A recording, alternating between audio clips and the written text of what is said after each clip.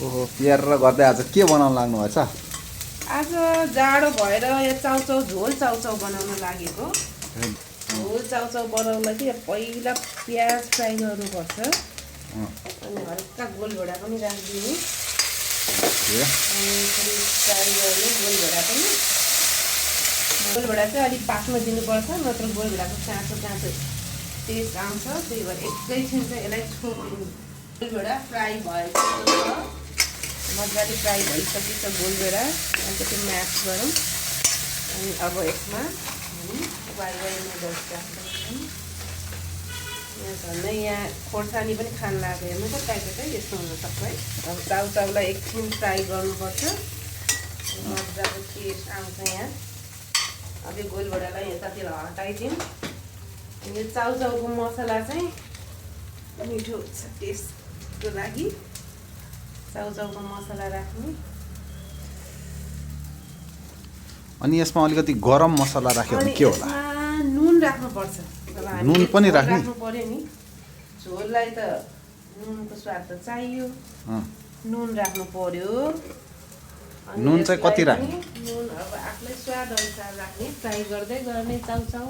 यो चाहिँ के राख्नु? अनि यसमा जिराको धुलो पनि राख्नु पर्यो। जिरा। अनि यो चाउचाउको खोर्सानी चाहिँ त्यति राम्रो हुन्न मलाई चाहिँ। अब त्यही भएर हामी घरको यो खोर्सानीको धुलो राख्छौँ। ओके। टेस्टको लागि खोर्सानीको धुलो पनि राखेर मजाले अलिकति फ्राई गऱ्यौँ। अनि गरम मसला पनि राख्छ होला नि? अलिकति यहाँ मिट मसला छ मसँग, अलिकति मिट मसला। मिट मसला पनि अलिकति राख्नु। मिट मसला अलिकति राख्यो भने मसला आएपछि मिटको एकदम स्वादिलो टेस्ट स्वास्छ चिस्छ। चाउचाउ जाडोमा झोल चाउचाउ स्वास्छ। अमिलो पिरो च्वास्छ होला। ल ठिक छ। स्वास्छ हुन्छ। अब यसलाई चाहिँ फ्राई भयो चाउचाउ पनि। अब हामी यसमा पानी हाल्छौँ है त झोल खानको लागि। र आफूलाई कति झोल खान मन लाग्छ फेरि पानी राखेर यसलाई एकछिन बोइल गर्ने। अनि हाम्रो झोल चाउचाउ रेडी हुन्छ। धेरै पकायो भने यो प्याक्क गलेसी मिठो हुँदैन। ठिक्कको हाफ बोइल जस्तै गरेर पकाउनु पर्छ। अब एकछिन हामी यो छोप्छौँ।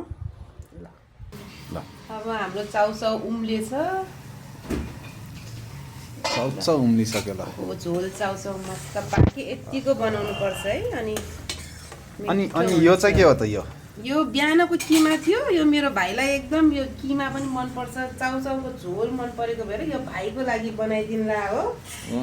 ल अब यो मुखमा पानी आयो। भाइ चाहिँ यहाँ यो वाइवाईकै कचौडामा चाउचाउ राखेँ मैले।